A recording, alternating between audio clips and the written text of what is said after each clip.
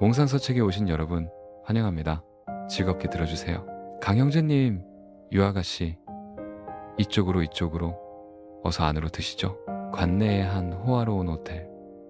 이면은 룸 입구에 서서 얼굴에 아첨하는 미소를 가득 담고 허리를 굽신거리며 강민준과 유설이를 맞이했다.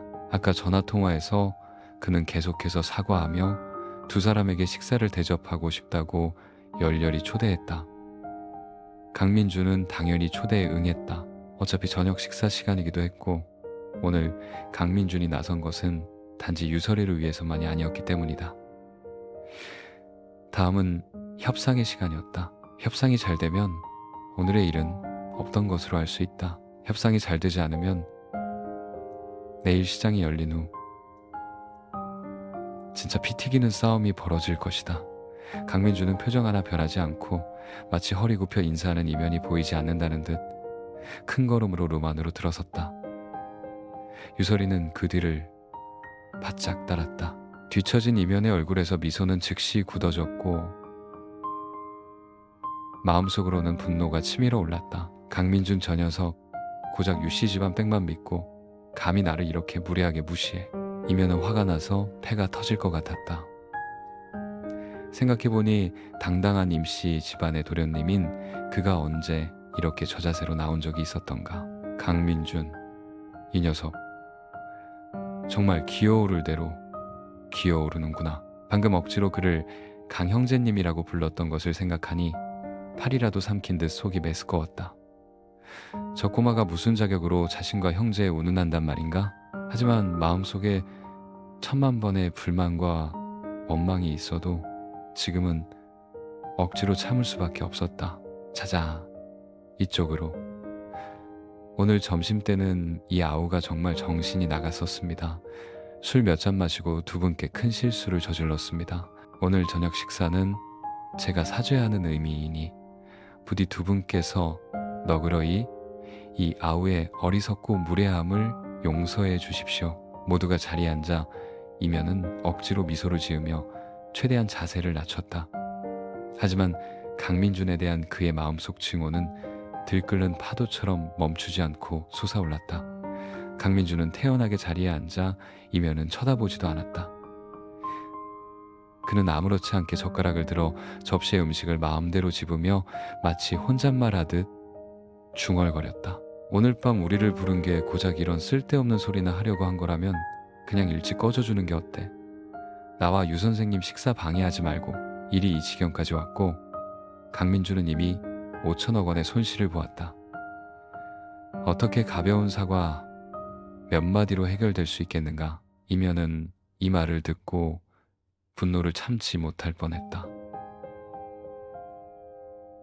오늘 손님을 초대한 것은 자신인데 나와 유 선생님 식사 방해하지 말라니?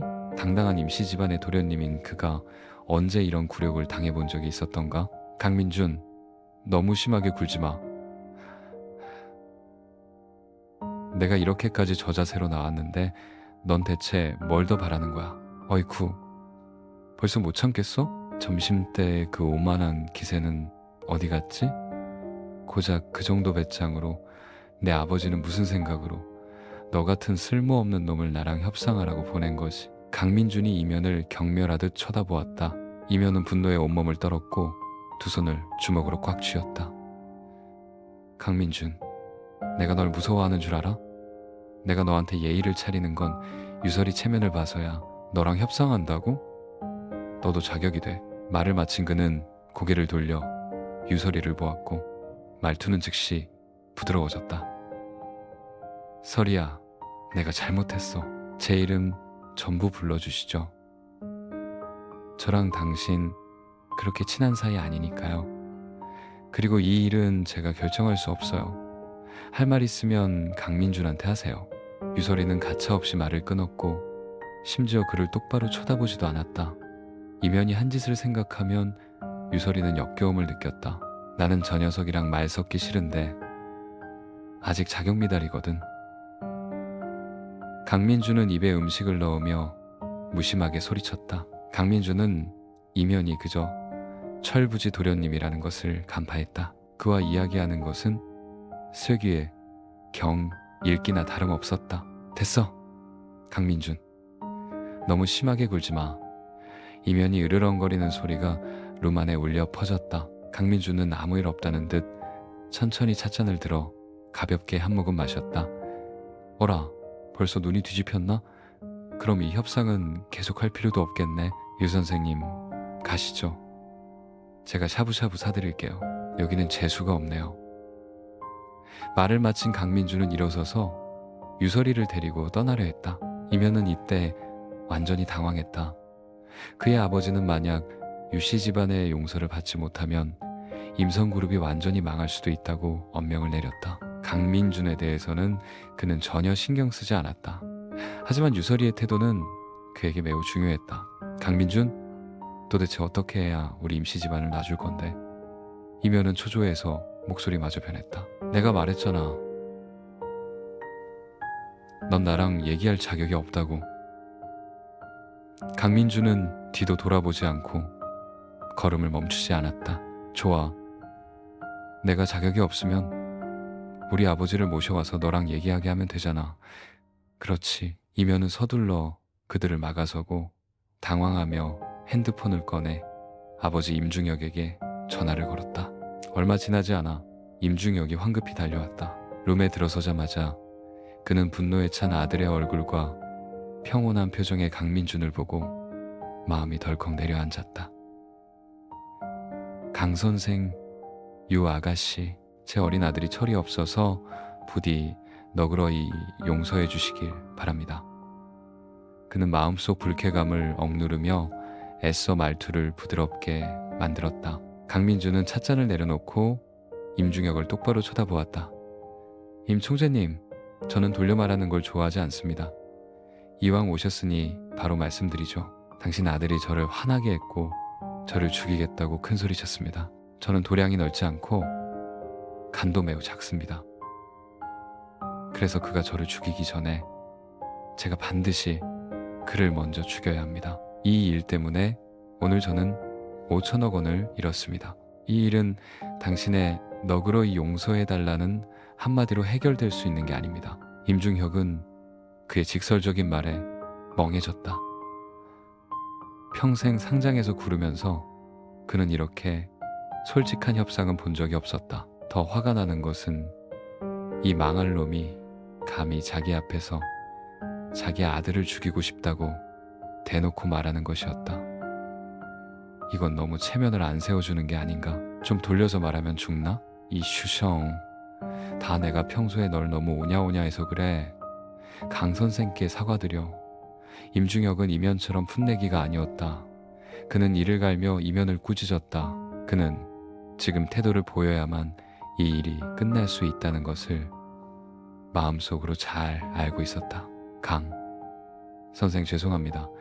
이면은 불만 가득한 표정이었지만 아버지가 말을 했으니 억지로 고개를 숙여 강민준에게 인사할 수밖에 없었다. 하지만 강민준은 마치 아무것도 듣지 못한 듯 다시 찻잔을 들어 천천히 음미했다. 강민준이 그렇게 혼자 차를 음미하자 마치 이면의 사과를 전혀 듣지 못한 듯 룸 안의 공기는 즉시 얼어붙었다. 유설이는 마음속으로 약간 당황하여 가볍게 강민준의 소매를 잡아당겼다.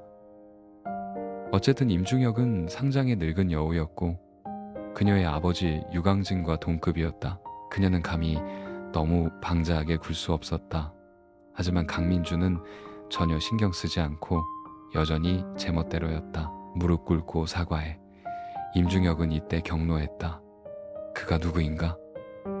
이 관내에서는 도청의 고위 간부들조차 그를 보면 예의를 차렸다. 이제 그가 직접 나섰는데 이 꼬마가 감히 거들먹거리다니. 하지만 임성그룹을 위해 그는 다시 한번 참아야만 했다. 아버지, 이면은 울상이었다. 그에게 강민준에게 무릎 꿇고 사과하라는 것은 그를 죽이는 것보다 더 괴로운 일이었다. 18살짜리 가난뱅이 학생. 무슨 자격으로? 무릎 꿇어. 임중혁의 얼굴은 무섭도록 어두웠고 목소리는 거스를 수 없는 위험을 뿜어냈다. 강민준, 죄송합니다. 이면은 이를 갈며 굴욕적으로 무릎을 꿇었다. 그 눈빛은 강민준의 몸에 구멍이라도 낼 듯했다. 임 총재님, 무릎 꿇는 게 소용이 있다면 경찰은 뭐하러 있겠습니까? 그리고 저는 이 녀석의 무릎이 5조 원의 가치가 있다고는 생각하지 않는데요. 강민준이 유유히 말했다. 이 말은 사람을 죽이고도 피 한 방울 안 묻히는 것과 같았다. 이면은 정말로 강민준의 살을 한 점 한 점 도려내고 싶었다. 쓸모없으면 빨리 말하지. 꼭 내가 무릎 꿇고 나서야 말해야 했냐. 임중혁의 얼굴색도 계속 변했지만 그의 기를 다스리는 공부는 꽤 좋았다. 그는 금세 웃는 얼굴로 바꾸어 강민준에게 말했다. 강 선생 말이 맞습니다. 옛말에 자식을 가르치지 않는 것은 아버지의 잘못이라고 했습니다. 이 망할 녀석이 용서받을 수 없는 잘못을 저질렀으니 제가 아버지로서 대신 사과하겠습니다. 그리고 강 선생의 손실에 대해서는 저희 임씨 집안이 반드시 보상하겠습니다. 제가 강 선생 손에 있는 주식을 시가로 매입하고 동시에 5조 원, 아니 6조 원을 보상하겠습니다. 절대 강 선생께서 어떤 손실도 입지 않도록 하겠습니다. 어떻게 생각하십니까? 임중혁은 꽤 성의를 보였다. 첫째는 강민준이 어떤 손실도 입지 않도록 보장하는 것이었고, 둘째는 강민준에게 1조 원을 보상하는 것이었다. 알아야 할 것은 임성그룹이 보기에는 시가총액이 수십조 원이지만 1조 원의 현금을 꺼내는 것은 결코 쉽지 않다는 점이다. 특히 현재 임성그룹의 시가총액은 이미 적지 않게 증발했다. 오늘 시장을 지키기 위해 임중혁은 5천억 원의 현금을 쏟아부었다. 이제 그는 관뚜껑에서 돈을 꺼내야 겨우 6조 원을 강민준에게 보상할 수 있었다. 임 총재님, 아마 착각하신 것 같군요. 강민준이 비웃는 듯 많은 듯 임중혁을 쳐다보았다. 제가 5조 원을 들여 당신과 놀아줬는데 당신은 저에게 1조 원을 보상하고 거지를 쫓아내듯 하시는군요. 강민준이 말한 것은 사실이었다. 하지만 이 말이 임중혁과 임현의 귀에는 매우 비꼬는 말로 들렸다. 1조 원을 보상하는데도 거지를 쫓아내는 것이라니, 이 꼬마는 돈을 본 적도 없는 게 틀림없다. 게다가 네가 5조 원을 들여 놀았다니 분명 유광진 그 늙은 여우에 지시면서 이 꼬마가 닭깃털을 영패처럼 들고 다니니 정말 하늘 높은 줄 모르는구나. 유 아가씨, 차라리 아가씨의 아버님을 모셔와서 이야기하는 게 어떻겠습니까? 임중혁은 더 이상 강민준과 이야기하고 싶지 않았다. 정말 말이 통하지 않았다. 임 아저씨, 저희 아버지는 요즘 매우 바쁘시고 게다가 그분도 스스로 결정하실 수 없습니다. 그냥 민준이와 이야기하세요. 유설이가 눈살을 찌푸리며 말했다. 이 일은 모두 강민준이 주도했는데 그녀의 아버지와 무슨 상관이란 말인가? 그녀의 아버지와 이야기할 가치가 있는가? 좋아. 그럼 어떻게 하고 싶은가? 규칙을 하나 정해보게. 임중혁도 더 이상 가식 떨지 않고 강민준에게 바로 말했다. 한 가격에 10조 원으로 제 손에 있는 임성그룹의 모든 주식을 매입하십시오. 동시에 도청 소재지에 있는 임성그룹의 땅은 무조건 제 소유가 됩니다. 그러면 제가 당신네 임씨 집안을 용서하는 것을 고려해 볼 수 있습니다. 강민준도 바로 말했다. 이것이 그의 최종 가격이었고 협상의 여지는 없었다. 너 미쳤어? 우리 임성그룹의 그 땅은 50조 원의 가치가 있단 말이야. 이면은 여전히 땅에 무릎 꿇고 있었지만 거의 벌떡 일어나 소리 지를 뻔했다. 이 망할 놈이 어떻게 감히 이런 말을 할 수 있단 말인가? 지금 임성그룹의 주식은 폭락해서 거의 하한가에 가까웠다. 강민준 손에 있는 주식은 기껏해야 3조 원의 가치밖에 없었다. 10조 원으로 매입하는 것은 그렇다 쳐도 감히 임씨 집안의 땅까지 노리다니, 이것은 임씨 집안 조상의 묘를 파헤치는 것보다 더 심한 짓이었다. 유 아가씨, 이것이 당신네 유씨 집안의 태도인가? 기어이 우리 임씨 집안과 당신네 유씨 집안을 물고기가 죽고 그물이 찢어지는 지경까지 몰고 가야겠나? 임중혁도 격분했다. 그는 완전히 강민준과 이야기하고 싶지 않았고 직접 유설이를 쳐다보았다. 만약 유설이가 그렇다고 말하면 그는 망설임 없이 돌아서서 떠날 것이다. 너무 심했기 때문이다. 완전히 물러설 길이 없었다. 다 같이 산산조각이 나면 그만이었다. 임아저씨, 됐소. 그냥 나를 임중혁이라고 부르시오.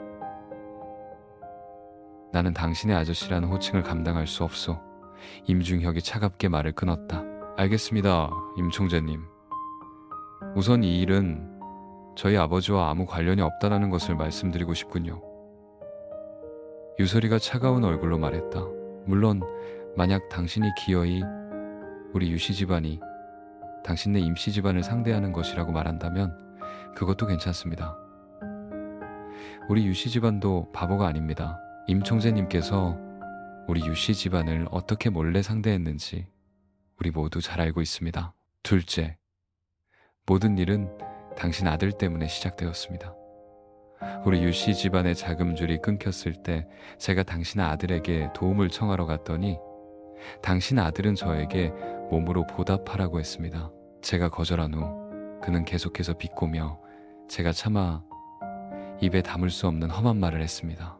민준이는 제 학생이고 그가 불의를 보고 제 편을 들어주려는 것을 저는 막지 않을 것이고 막을 수도 없습니다. 임 총재님, 만약 이야기하고 싶으시면 민준이와 이야기하십시오. 저와 이야기할 필요도 없고 저희 아버지와 이야기할 필요도 없습니다.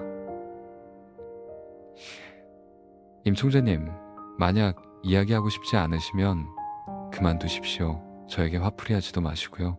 저도 양심에 찔리면서 당신을 아저씨라고 부르고 싶지 않습니다. 모두가 가면을 벗었으니 유설이도 더 이상 예의를 차리지 않았다. 임씨 집안의 얼굴을 그녀는 똑똑히 보았다. 당연히 유설이의 이 말들을 임중혁이 얼마나 믿었는지는 그 자신만이 알 것이다. 좋아. 그럼 자네와 이야기하지. 강민준, 만약 이것이 자네의 요구라면 내가 명확하게 말해주지. 불가능해. 임중혁이 분노에 차 강민준을 쳐다보며 단호하게 말했다. 불가능하다면 더 이상 말할 필요 없겠군요. 내일 제가 계속해서 손을 쓰겠습니다. 임성그룹의 주식이 어떻게 될지 우리 한번 지켜보죠. 말을 마친 강민준은 망설임 없이 일어섰고 유설이도 주저하지 않았다. 지금 그녀에게는 단 하나의 생각뿐이었다. 강민준이 무엇을 하든 그녀는 모두 지지할 것이다. 임중혁은 이때 두 주먹을 꽉 쥐었다. 그는 원망스러웠고 불만스러웠다. 강민준의 요구에 동의하면 임성그룹은 너무 큰 손실을 입게 되고 이름만 남고 실속은 없게 될 것이다. 동의하지 않으면 내일은 보지 않아도 알 수 있었다. 임성그룹은 해체될 것이다. 강민준, 네가 진짜 돈으로 우리 임씨 집안을 죽이면 너한테 무슨 이득이 있지? 꼭 이렇게까지 해야겠나? 임중혁이 이를 갈며 으르렁거렸다. 그는 이렇게까지 실태를 보인 적이 없었는데 오늘 한 꼬마에게 덜미를 잡히다니. 그는 강민준을 찢어 죽이고 싶었다. 어쩔 수 없죠. 저는 원한을 잘 품는 사람이고 게다가 돈이 특히 많아서 놀아줄 수 있습니다. 강민준이 아무렇지 않게 말했다. 게다가 제가 이득이 없을 것도 없죠. 내일 어쩌면 제가 당신네 임성그룹을 강력하게 인수할 수도 있고 그때가 되면 꽤 큰 돈을 벌 수도 있을 겁니다. 강민준이 말한 것은 사실이었다. 임성그룹이 꼭 임씨 집안의 것은 아니었다. 자본기관이나 다른 주주들이 강민준과 끝까지 맞서고 싶어 하지 않을 수도 있었다. 그들은 연합하거나 심지어 직접 임중혁을 회장직에서 해임할 수도 있었다. 임중혁의 얼굴색이 계속 변했다. 강민준과 유설이가 룸문을 나서려는 것을 보고 그는 이를 갈며 말했다. 좋아, 내가 동의하지. 아버지, 임현이 조급해졌지만 임중혁은 손을 휘둘러 그의 뺨을 세게 때렸다. 다 네가 저지른 화근이야. 입 닥쳐. 임현은 부어오른 얼굴을 감싸쥐고 감히 더 이상 아무 말도 하지 못했다. 임 총재님께서 꽤 현명하신 것 같군요. 강민준이 웃으며 말했다. 하지만 제게 요구사항이 하나 있습니다. 임중혁이 이를 갈며 말했다. 땅은 너에게 줄 수 있지만 우리 임씨 집안은 지금 10조 원을 꺼내서 네 손에 있는 주식을 매입할 수 없어. 그건 간단하죠. 강민준이 웃으며 말했다. 내일 당신이 발표하세요. 도청 소재지의 땅을 30조 원으로 평가하고 유성그룹에 팔았다고. 그렇게 하면 당신네 임성그룹도 자금난에서 벗어나고 주주들의 공황을 완화시킬 수 있습니다. 제가 당신의 주가를 끌어올려 줄 수 있으니 당신은 10조 원을 팔아서 저에게 주면 됩니다. 임중혁은 심호흡을 한 번 했다. 강민준이 말한 것은 사실 그가 말하고 싶었던 것이기도 했다. 강민준이 그에게 퇴로까지 생각해 준 것 같았다. 만약 주가를 끌어올리지 못하면 그는 돈을 꺼낼 수 없었다. 당연히 임중혁은 이것이 강민준의 계략이라고는 생각하지 않았다. 가난뱅이 학생이 어떻게 이렇게 노련할 수 있겠는가? 이것은 분명 유광진 같은 늙은 여우만이 생각해낼 수 있는 계책일 것이다. 비록 임중혁의 마음은 피를 흘리고 있었지만 이것이 이미 최고의 탈출구였고 치러야 할 대가가 가장 적었다. 그는 동의하지 않을 수 없었다. 동의하지 않으면 모든 것을 잃게 될 테니까. 자네가 말한 대로 하기를 바라네. 그렇지 않으면 임 총재님, 위협하는 말은 할 필요 없습니다. 들을 흥미 없으니까요. 강민준은 뒤도 돌아보지 않고 말을 끊었다. 강민준은 정말로 유설이를 데리고 샤브샤브 집에 왔다. 어쨌든 아까 룸에서는 유설이는 거의 젓가락을 들지 않았고 강민준도 급하게 몇 입 먹었을 뿐이었다. 누나, 할 말 있으면 그냥 하세요. 그렇게 우물쭈물하는 건 누나 성격 아니잖아요. 강민준은 샤브샤브를 먹으며 유설이에게 말했다. 알아야 할 것은 유설이는 바로 강민준의 담임이었고 그녀가 강민준을 사무실로 끌고 가서 끝없이 잔소리했던 것이 몇 번인지 모른다. 이제 강민준을 마주하고는 우물쭈물하고 심지어는 조심스러워하기까지 했다. 이것은 강민준을 정말로 익숙하지 않게 만들었다. 너 정말 변했구나. 유설이가 강민준을 쳐다보았다. 알아? 임중혁은 관내에서 심지어 도청에서도 꽤 이름 있는 인물이야. 그 사람 앞에서는 나도 그의 기세에 눌려서 말을 많이 못해. 그런데 너는 그 사람 앞에서 유창하게 말하고 기세가 심지어 그를 완전히 압도했어.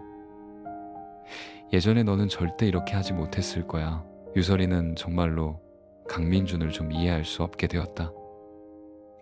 사람의 성격이 정말 하룻밤 사이에 완전히 변할 수 있는 걸까? 방금 룸에서의 강민준은 기세뿐만 아니라 임중혁을 쥐락펴락했고 유설이조차 강민준에게 약간의 경외심을 느꼈다.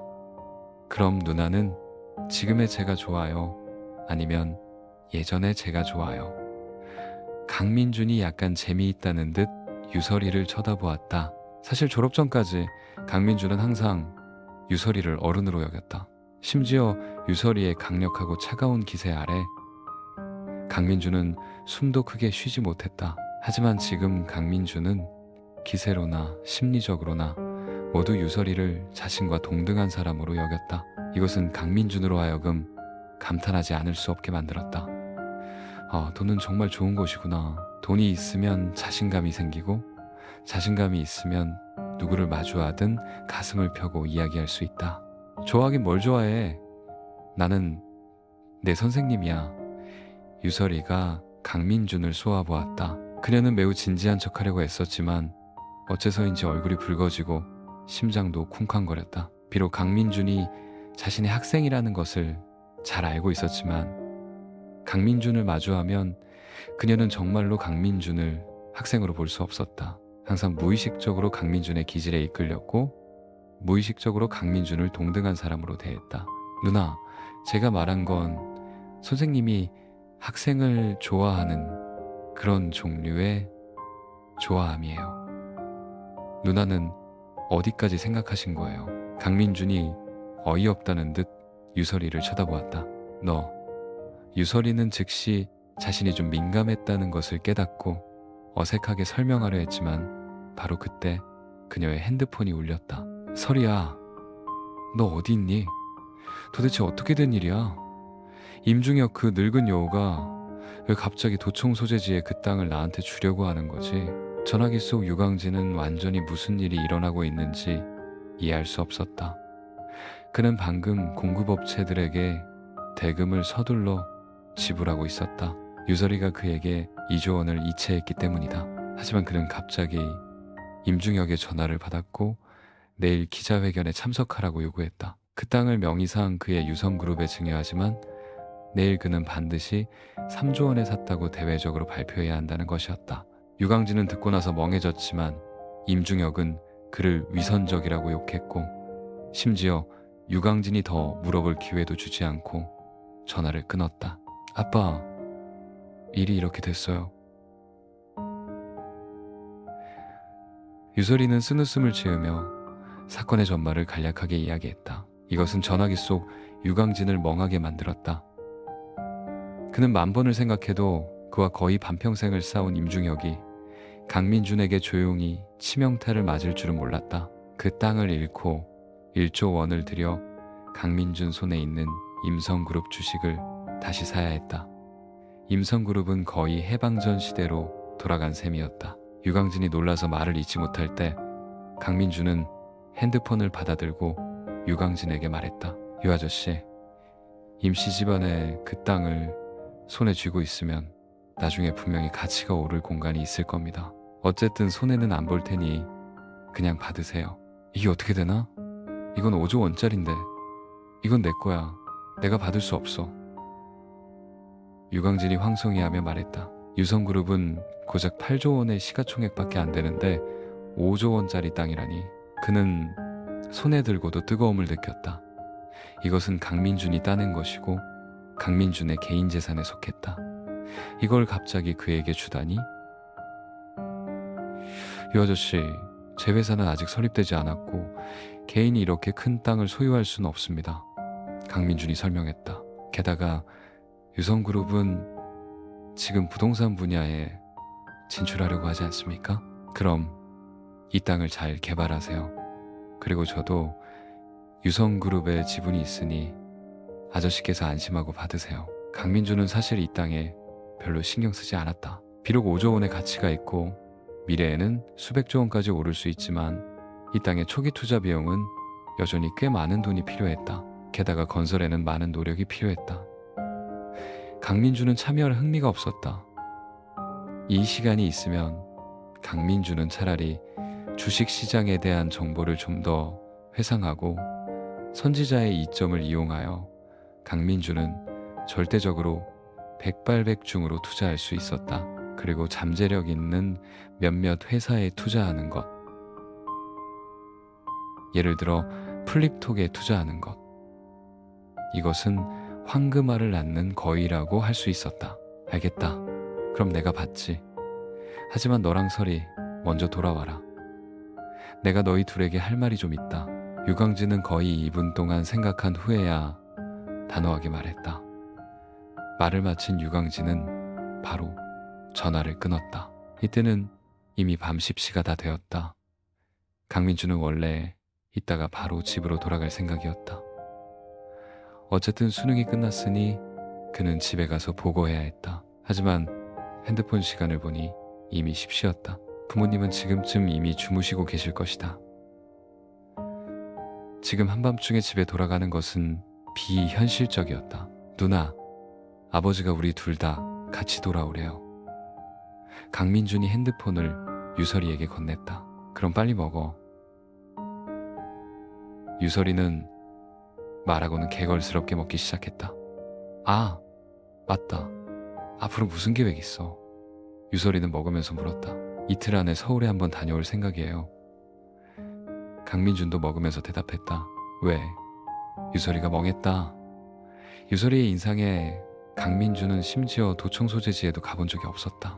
게다가 유설이는 강민준이 서울에 무슨 일이 있을 것이라고는 생각하지 않았다. 당연히 강민준이 도청에 상을 받으러 간 일은 유설이는 몰랐다. 강민준이 갑자기 서울에 가고 싶어 하는 것은 그녀를 매우 놀라게 했다. 작은 회사에 투자하러 가려고요. 강민준이 웃으며 설명하지 않았다. 지금은 2014년 6월이었다. 이때 플립톡은 정말 작은 회사라고밖에 할 수 없었다. 하지만 강민준은 플립톡이 지금 쉽지 않다는 것을 알고 있었다. 경쟁사에게 압박을 받아 거의 생존 공간이 없었고 심지어 자금 조달도 매우 어려웠다. 이때 투자하러 가는 것이 가장 좋은 시기였다. 진짜처럼 말하네. 유설이가 강민준을 흘겨보았다. 분명 믿지 않는 눈치였다. 아, 맞다. 아직 정식으로 안 물어봤네. 수능은 어떻게 봤어? 유설이가 화제를 돌렸다. 괜찮게 봤어요. 분명 누나를 실망시키지는 않을 거예요. 강민준이 솔직하게 말했다. 괜찮게 봤다는 게 뭐야? 듣자 하니 올해 수능이 꽤 어려웠다던데. 유설이가 약간 걱정스러운 듯 강민준을 쳐다보았다. 비록 강민준이 지금 성공했지만 강민준의 선생님으로서 그녀는 여전히 강민준이 좋은 성적을 거두기를 바랐다. 어쨌든 돈은 몸 밖의 것이고 학력이야말로 평생 따라다니는 능력이었다. 어려웠다고요? 괜찮았는데 저한테는 식은 죽 먹기였어요. 강민준이 약간 거만하게 말했다. 허풍은 그럼 네 점수 한번 예상해봐. 내가 들어보게. 유설이는 말하며 매우 기대하는 눈으로 강민준을 쳐다보았다. 쉽게 700점 넘고 좀 노력하면 750점도 불가능한 건 아니죠. 배짱 좀 더 부리면 800점도 고려해볼 만하고요. 강민준이 싱글벙글 웃으며 말했다. 하지만 유설이는 그 자리에 멍하니 굳어버렸다. 강민준은 절대로 단순히 유설이를 놀리려는 것이 아니었다. 그는 명문대에 합격할 절대적인 자신감이 있었다. 하지만 유설이의 갑자기 굳어진 표정은 강민준을 의아하게 만들었다. 고작 성적 얘기를 했을 뿐인데 그렇게까지 놀랄 필요가 있나? 하지만 곧 그는 자신이 잘못 생각했다는 것을 깨달았다. 유설이의 시선은 그를 넘어 그의 뒤를 향했고 유설이의 얼굴 표정은 처음의 멍함에서 금세 차가워졌다. 어머, 여기서 누가 허풍을 떠나 했더니 알고 보니 1년 내내 날 쫓아다니면서 손 한 번 못 잡아본 그 가난뱅이 꼬마였네. 동시에 기마름에 애교 섞인 비웃음이 강민준의 등 뒤에서 들려왔다. 강민준은 눈살을 찌푸리며 고개를 돌렸다. 기마름이 배가 불룩하고 머리가 벗겨진 지중해 스타일의 남자와 다정하게 팔짱을 끼고 다가오는 것이 보였다. 졸업 후 기마름은 완전히 다른 사람처럼 변했다. 그녀는 순수했던 교복을 벗어던지고 이때는 극도로 요염하고 섹시하게 차려입었고 짙은 화장과 노출이 심한 옷차림이었다. 유설이는 물론 강민준조차 언뜻 보고는 거의 알아보지 못할 뻔했다. 만약 강민준이 그녀의 목소리에 매우 익숙하지 않았다면 강민준은 감히 알아보지도 못했을 것이다. 하지만 기마름이 말한 것은 사실이었다. 강민준이 1년 내내 그녀의 핥는 게 노릇을 하며 목숨을 걸었지만 정말로 그녀의 손 한 번 잡아보지 못했다. 헤헤, 내가 전곡을 찔렀나 보네. 정말이군. 강민준이 차갑게 웃으며 말했다. 강민준이 그 말을 하자마자 기마름은 즉시 털을 세웠다. 원래 그녀는 강민준이 반 전체 앞에서 자신을 걸레라고 욕했던 것에 앙심을 품고 있었는데 마침 강민준이 여기서 800점을 맞는다는 허풍을 떠는 것을 듣고 강민준을 좀 비웃어주려 했다. 그녀가 시작하기도 전에 강민준에게 한 방 제대로 맞은 것이다. 강민준, 네가 무슨 자격으로 나한테 그런 말을 해? 너 같은 가난뱅이는 평생 사회 밑바닥 신세를 벗어나지 못할 거야. 감히 몇 점을 맞았다고 허풍을 떨어? 내가 말해주지. 사회적 자원이 없으면 네가 몇 점을 맞든 상류 사회에는 절대 들어갈 수 없어. 기마름이 큰 소리로 강민준을 저주했다. 만약 상류 사회가 다 너 같은 부류라면 나는 들어가지도 않을 거야. 강민준이 차갑게 웃으며 말했다. 너 김아름이 막 더 말하려 할 때 유설이가 차가운 얼굴로 말했다. 김아름, 어떻게 민준이한테 그렇게 말할 수 있니? 그리고 너는 왜 이렇게 차려입었어? 유설이는 놀랍기도 하고 화가 나기도 했다. 김아름은 어쨌든 그녀가 3년 동안 가르친 학생이었다. 비록 이 아이가 평소에 깐깐하고 허영심이 강했지만 유설이는 졸업하고 다시 만났을 때 이렇게 변해 있을 줄은 상상도 못했다. 왜요, 유 선생님? 졸업했는데도 저를 관리하시려고요? 우리 엄마도 저를 관리 못하는데 선생님이 뭔데 저를 관리해요? 김아름은 유설이를 전혀 두려워하지 않았다. 그녀는 턱을 치켜들고 거만하게 말했다. 그리고 왜 제가 걔한테 그렇게 말하면 안 되는데요? 제가 이렇게 입은 게 뭐 어때서요? 아까 걔가 저를 공격했을 때는 왜 아무 말 안 하셨어요? 이제 제가 욕하니까 저한테 뭐라고 하시려고요? 선생님께서 아직도 제 앞에서 선생님 행세할 자격이 있다고 생각하세요? 사실 강민준이 교통사고를 당했을 때 유설이는 한 번 이상 말로 김아름을 비난했다. 특히 김아름이 병원에 강민준을 보러 가기를 거부했을 때 유설이는 그녀를 엄하게 꾸짖었다. 김아름은 그때는 감히 반항하지 못했지만 마음속으로 유설이에게 원한을 품지 않았다는 의미는 아니었다. 며칠 동안 그녀는 큰 손을 만나 호화로운 장소들을 드나들었고 자연스럽게 더 이상 고등학생의 심리를 가지고 있지 않았다. 자기야, 이분이 자기 선생님이야? 헤, 자기 선생님도 젊고 예쁘네. 김아름이 유설이를 큰 소리로 공격할 때 그녀 옆에 배불뚝이 지중해 대머리 남자는 유설이를 뚫어지게 쳐다보고 있었다. 어머 자기야, 아까 차 안에서는 내가 제일 젊고 예쁘다고 했잖아요. 김아름이 애교를 부리며 배불뚝이 남자에게 몸을 비볐다. 그녀의 등 뒤에 놓인 배불뚝이 남자의 손도 가만히 있지 않고 자유롭게 움직였다. 둘 다 젊고 둘 다 예쁘지. 배불뚝이 남자는 눈이 실처럼 가늘어지도록 웃었지만 시선은 항상 유설이에게 고정되어 있었다. 김아름의 미숙함에 비해 유설이의 뛰어난 외모, 고상한 기품, 그리고 매력적인 몸매는 분명 그에게 더 큰 매력이 있었다. 배불뚝이 남자는 김아름을 달래면서 다른 손을 내밀어 아첨하는 얼굴로 유설이에게 말했다. 유 선생님, 저는 XX은행 부지점장 조대주라고 합니다. 혹시 선생님과 알게 될 영광을 가질 수 있을까요? 조대주의 마음속에 그는 연봉 50억의 부지점장으로서 이 작은 도시에서는 고귀한 인물이었고 표준 상류 사회 엘리트였다. 작은 고등학교 교사가 어떻게 그와 비교될 수 있겠는가? 유설이 같은 교사들은 그가 손가락 하나 까딱하면 얼마나 많은 사람들이 순순히 그의 침대로 기어 올라올지 모른다. 강민준의 눈빛이 차가워졌다. 그는 한 걸음 나서서 유설이 앞을 막아섰다. 그 더러운 손 치우시는 게 좋을 겁니다. 감히 유 선생님께 손끝 하나라도 댔다가는 제가 그걸 잘라버리는 걸 꺼리지 않을 테니까요. 조대주는 이 말을 듣고 처음에는 멍했다가 곧 세상에서 가장 큰 농담이라도 들은 듯 고개를 젖히고 크게 웃었다. 너, 이 꼬마 자식 무슨 허풍을 떠는 거야? 네가 뭔데? 젖비린내도 안 가신 가난뱅이 학생 주제에 감히 내 앞에서 소리를 질러. 그는 말하며 손가락으로 강민준의 코를 가리켰고 얼굴에는 경멸이 가득했다. 고작 너 따위가 날 자르겠다고? 내가 이 도시에서 발 한번 구르면 땅이 3번은 흔들려. 너 같은 세상 물정 모르는 꼬마. 내가 네 집안을 통째로 죽이는 것도 말 한마디면 되는 일이야.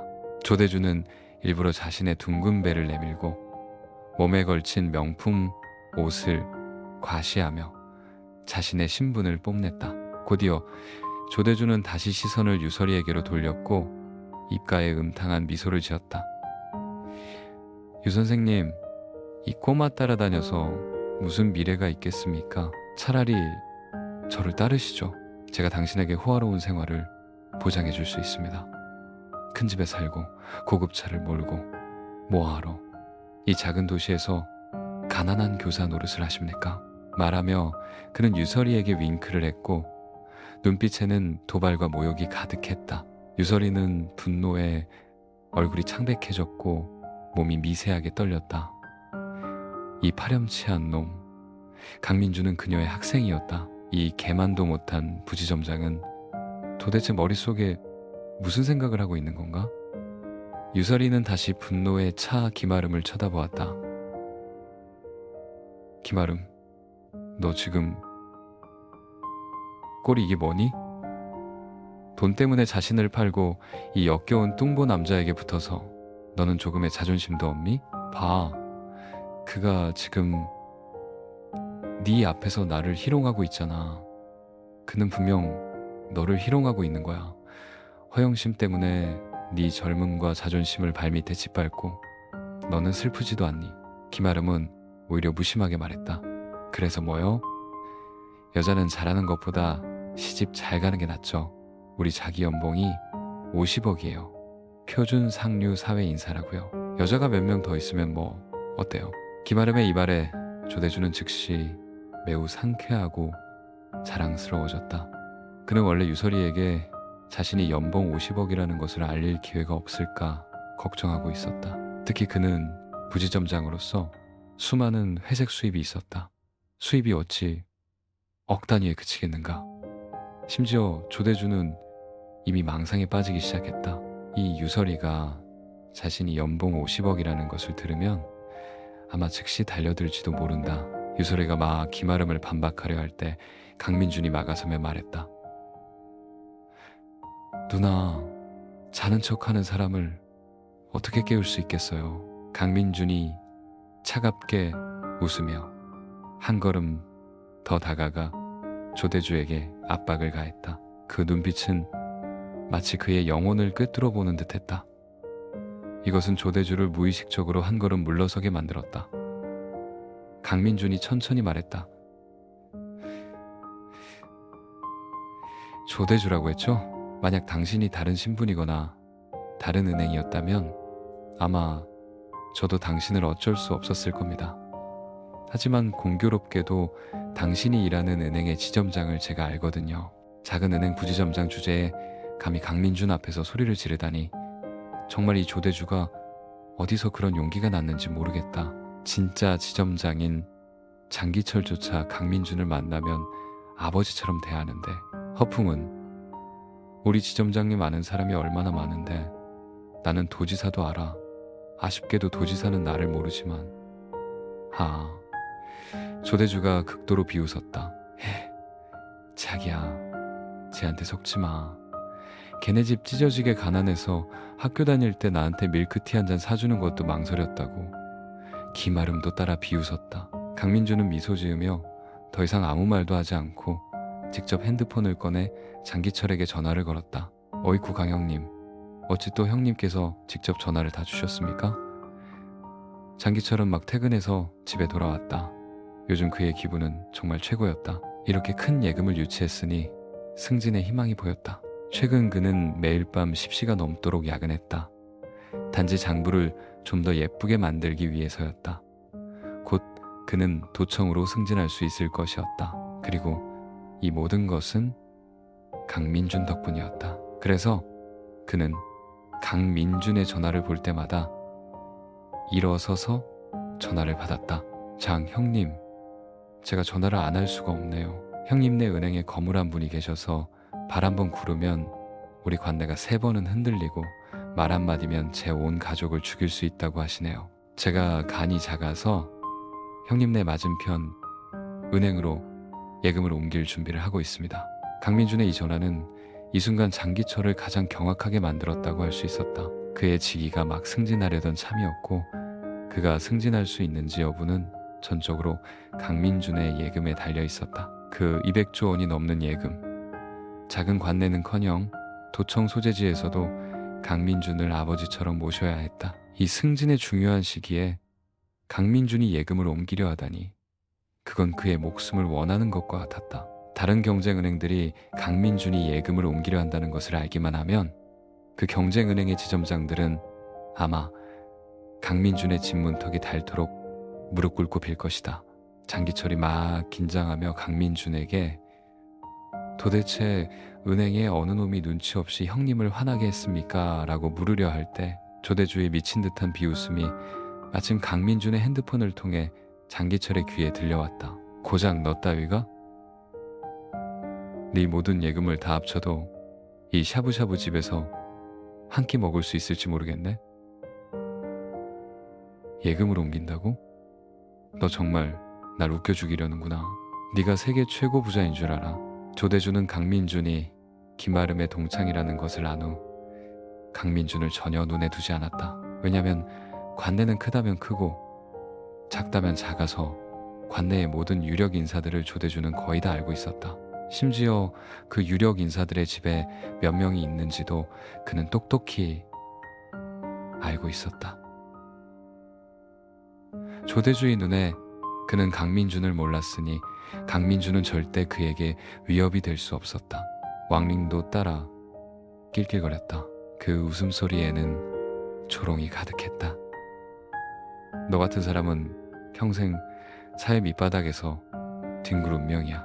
하지만 그들이 모르는 것은 전화기 저편에 장기철이 조대주의 목소리를 듣자마자 얼굴색이 백지장보다 더 하얗게 변했다는 것이다. 마치 피가 다 빠져나간 것 같았다. 정말로 자기네 은행 사람이 강민준을 화나게 했다니.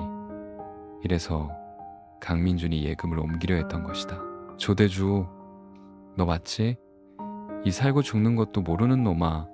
장기철이 전화기에 대고 분노에 차 으르렁거렸다. 강민준은 심지어 핸드폰을 멀리 떼고 스피커폰을 켜야만 했다. 조대주, 이 돼지 같은 새끼야. 무슨 헛소리를 짓거리는 거야. 너 죽었어. 너 지금 샤브샤브 집에 있지? 거기서 꼼짝 말고 기다려. 장기철은 이때 조대주를 찢어 죽이고 싶었다. 이 멍청한 돼지머리 같은 놈이 누구를 건드려도 하필이면 강민준, 이 할아버지를 건드리다니. 최근 장기철은 장부를 정리하느라 바빴고 마침 조대주의 몇몇 불법적인 회색 거래를 발견했다. 사실 지점장으로서 때로는 경쟁 때문에, 때로는 대차대조표를 예쁘게 보이기 위해 몇몇 회색 거래는 불가피했다. 장기철도 암묵적으로 동의했다. 이것은 이 업계의 암묵적인 규칙으로 여겨졌다. 너무 눈에 띄거나 스캔들을 일으키지 않는 한 처리되지 않을 것이다. 장기철은 최근 승진하고 싶어서 원래는 조대주를 덮어주려고 했다. 하지만 어떤 일이든 파고들면 무서운 법이다. 일단 파고들면 종이로 불을 감쌀 수 없었다. 그리고 조대주는 장기철의 분노에 찬 욕설을 듣자 웃음이 즉시 멈췄다. 그의 온몸은 마치 주문에 걸린 듯 그 자리에 꼼짝 않고 굳어버렸다. 몸은 더욱 통제불능으로 격렬하게 떨리기 시작했고 체에 걸은 듯 떨었다. 그의 얼굴은 종이처럼 창백해졌고 콩알만한 땀방울이 이마에서 비오듯 쏟아져 내렸다. 눈에는 공포와 절망이 가득했다. 마치 저승사자가 한 걸음 한 걸음 자신에게 다가오는 것을 보는 것 같았다. 장기철이 욕을 마친 후 조대주에게는 더 이상 신경 쓰지 않았다. 그는 전화기 속 강민준을 달래며 말했다. 강형님, 절대 흥분하지 마십시오. 제가 바로 가겠습니다. 제가 그 망할 놈에게 반드시 비싼 대가를 치르게 하겠습니다. 장기철은 말을 마치고 바로 전화를 끊었다. 관내에 샤브샤브 집은 몇 개 없었고 좀 괜찮은 곳은 강민준이 있는 곳뿐이었다. 장기철은 짐작할 필요도 없이 강민준과 그들이 어디에 있는지 알았다. 왕링은 이때 조대주 옆에서 아직 상황 파악을 못하고 있었다. 조대주의 겁먹은 모습을 보고 그녀는 즉시 위로했다. 자기야, 무서워하지 마. 쟤 분명 연기하는 거야. 배우 섭외해서. 저런 가난뱅이 학생이 무슨 능력이 있겠어. 그냥 우리 겁주려고 허세 부리는 거야. 속지 마. 말하며 왕링은 다시 강민준에게 화력을 퍼부었다. 강민준, 이런 수작으로 다른 사람은 속일 수 있어도 나를 속일 수 있을 것 같아? 배우 섭외하는 것도 좀 그럴듯하게 하지. 고작 너 따위가. 하지만 왕링의 말이 채 끝나기도 전에 방금 전 정신이 혼미했던 조대주는 왕링의 말에 정신을 차렸다. 그는 손을 들어 왕링의 뺨을 한 대 때렸다. 그 따귀에는 무한한 분노와 후회가 담겨 있었다. 다 너 때문이야, 이 재수 없는 년. 다 네가 저지른 화근이야. 너는 꼭 재앙의 별 같아 나를 비참하게 만들었어. 왕링은 이 따귀에 맞아 어질어질했고 다음 말도 이 따귀에 끊겼다. 그녀는 얼굴을 감싸쥐고 놀라서 조대주를 쳐다보았다. 그가 갑자기 손을 댈 줄은 믿을 수 없었다. 그녀의 얼굴에는 즉시 선명한 손자국이 나타났고 매우 비참해 보였다. 그리고 이 시끄러웠던 현장도 이 우렁찬 따귀 소리에 완전히 조용해졌다. 모든 손님들이 고개를 돌려 왕링과 조대주를 쳐다보았다. 조대주, 왜 날 때려? 제가 당신 속이는 거라고 했잖아. 속이긴 뭘 속여. 이 재수없는 년아, 내가 널 때려 죽일 거야. 조대주는 만감이 교차했고 모든 분노를 왕링에게 쏟아부었다. 왕링은 몇 대 맞고 나서 미쳐버렸고 조대주를 핥히기 시작했다. 핥히면서 욕했다. 조대주, 이 돼지 같은 놈. 보기와는 다르게 겁쟁이네. 전화 한 통에 이렇게 겁먹다니. 아까 차 안에서는 나한테 뽀뽀해달라고 하고 내가 자기 애기라고 했으면서 이제 와서 날 때려. 왕링은 어쨌든 젊었고 조대주는 비록 뚱뚱했지만 몸은 1년 내내 술과 여자에 시달려 쇠약해져 있었다. 몇 번 버티지 못하고 왕링에게 올라타였고 게다가 얼굴에는 피가 줄줄 나는 상처가 가득했다. 구경하는 것은 이 나라 사람들의 가장 큰 즐거움이었다. 비록 그들이 왜 싸우는지 몰랐지만 두 사람이 서로 욕하는 것을 들으니 둘 다 좋은 사람이 아니라는 것을 알았다. 각자 손가락질하며 아무도 말릴 생각이 없었다. 그리고 샤브샤브 집주인은 꽤 귀찮은 것을 싫어해서 서둘러 경찰에 신고했다. 약 5분 후 장기철과 경찰이 거의 동시에 샤브샤브 집에 황급히 도착했다. 경찰이 뒤엉켜 싸우는 조대주와 왕링을 떼어냈다. 조대주. 장기철이 조대주를 가리키며 으르렁거리고는 옆에 있는 경찰에게 말했다. 경찰 동지, 정말 잘 오셨습니다. 저는 XX 은행 지점장 장기철입니다. 제가 정식으로 신고하겠습니다. 이 사람 조대주는 제 은행의 부지점장입니다. 그는 직권을 남용하여 권력과 돈 거래를 했습니다. 제게는 많은 증거가 있습니다. 그를 우선 구금해 주십시오. 나중에 제가 직접 증거를 가지고 경찰서에 가서 신고하겠습니다. 경찰들은 모두 멍해졌다. 원래는 그저 평범한 민사 분쟁인 줄 알았는데 뜻밖의 형사사건으로 격상되어야 했다. 그리고 장기철은 말을 마치고 서둘러 강민준 앞으로 달려갔다. 강형님, 정말 죄송합니다. 놀라게 해드렸습니다. 이 조대주 녀석 제가 절대로 용서하지 않고 감옥에 쳐넣겠습니다. 형님께서는 절대 화내지 마십시오. 이것이 장기철이 강민준에게 바치는 충성 맹세였다. 장형님, 그럼 감사합니다. 강민준이 웃으며 장기철의 태도에 매우 만족했다. 왕링은 장기철이 강민준 앞에서 그렇게 허리를 굽신거리는 것을 보고 그녀는 정말 자신의 눈을 믿을 수 없었다. 자신이 헌신짝처럼 버린 이 가난뱅이가 정말로 은행 지점장을 허리 굽히게 만들 수 있다니. 어떻게 이럴 수가. 경찰차에 끌려갈 때까지 왕링은 극도의 놀라움에서 헤어나오지 못했다. 그리고 강민주는 처음부터 끝까지 그녀를 한 번도 쳐다보지 않고 유서리를 데리고 돌아서서 떠났다. 유씨 집안 별장으로 돌아오는 길에 유서리의 기분은 분명 매우 좋지 않았다.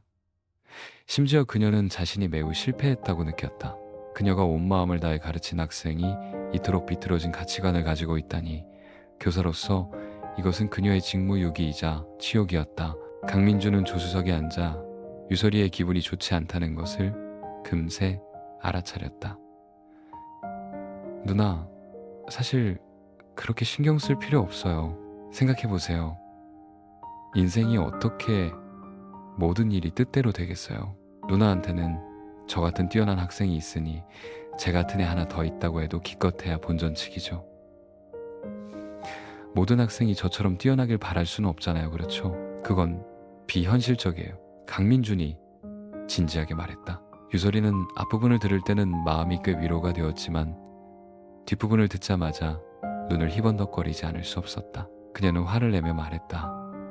어쩐지 네가 1년 내내 걔를 쫓아다녔다 했더니 알고 보니 유유상종이었구나.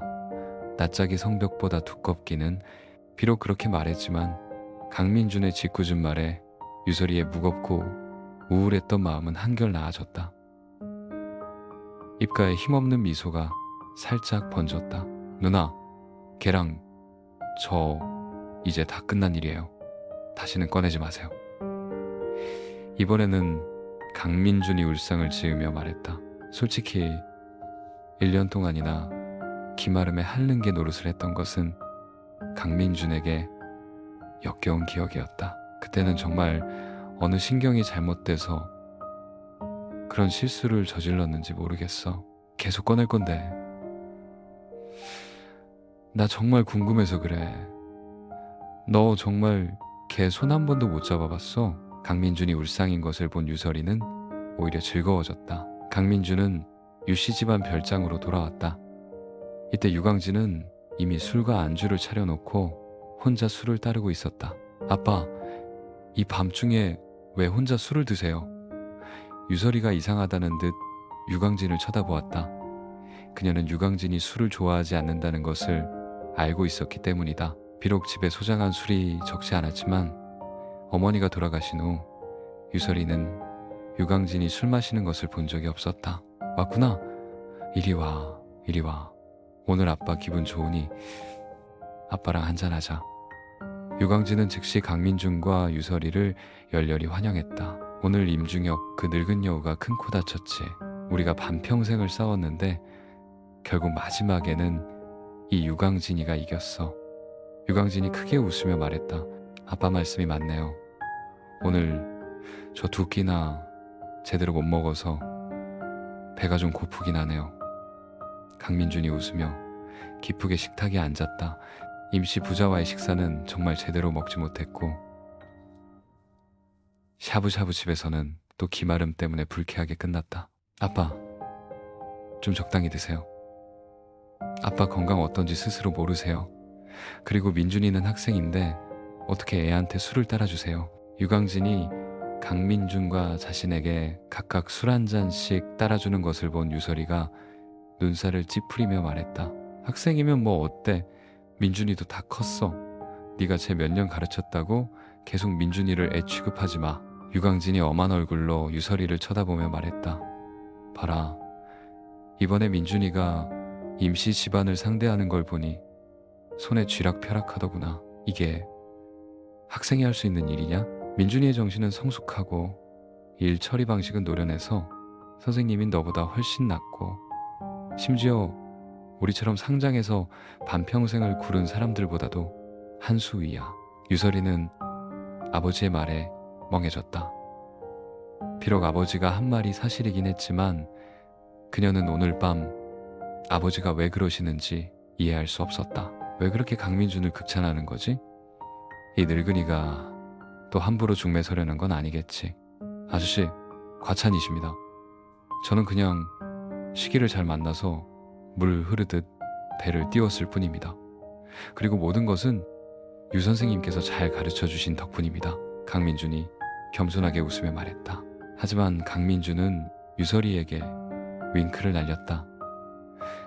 그 모습은 유설이의 눈에 매우 얄미워 보였다. 내 딸은 내가 알지.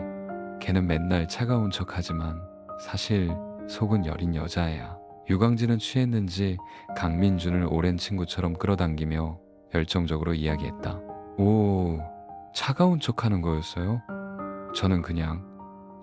강민준이 약간 비꼬는 듯 유설이를 쳐다보았다.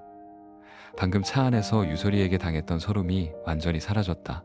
아니긴 뭐가 아니야? 걔는. 됐어요.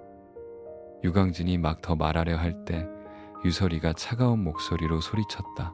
그녀도 어쨌든 선생님인데 체면이 있지 않은가? 세상에 어떤 아버지가 이렇게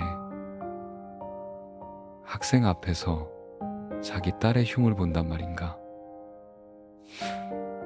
아빠, 취하셨으니 방에 가서 주무세요. 유설이는 절대로 아버지가 더 함부로 말하게 둘 수 없었다. 그렇지 않으면 나중에 그녀가 무슨 낯으로 강민준을 대하겠는가? 안 돼. 아빠 안 취했어. 아빠는 너희들에게 할 중요한 얘기가 있어. 유광진은 분명 유설이를 매우 두려워했다. 유설이가 한마디 소리치자 술이 몇 잔은 깨는 듯 더 이상 함부로 말하지 못했다. 그는 몰래 웃고 있는 강민준을 향해 말했다. 민준아, 설이야.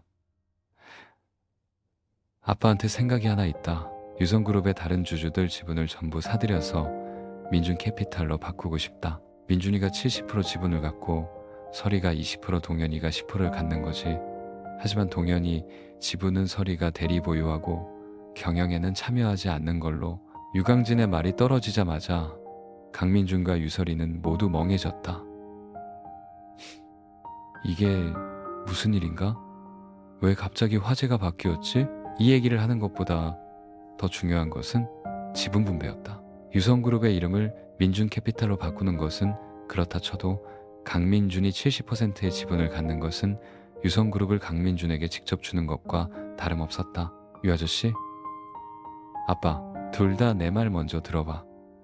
유광진은 동시에 말하는 두 사람을 가로막았다. 첫째, 유성그룹은 비록 내가 맨손으로 읽었지만 이미 파산 직전이었다. 만약 민준이가 준 2조 원이 없었다면 지금 나는 관내에서 가장 큰 빚쟁이가 되었을 거다. 유성그룹은 이미 존재하지 않았을 거고 모든 것은 민준이가 혼자 힘으로 되살린 것이다.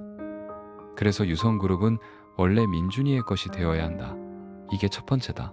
유광진은 잠시 말을 멈추고 유설이를 보며 계속했다.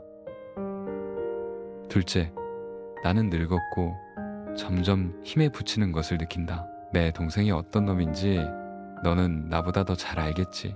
걔는 유성그룹이라는 큰 깃발을 짊어질 수 없다. 너조차도 안 돼.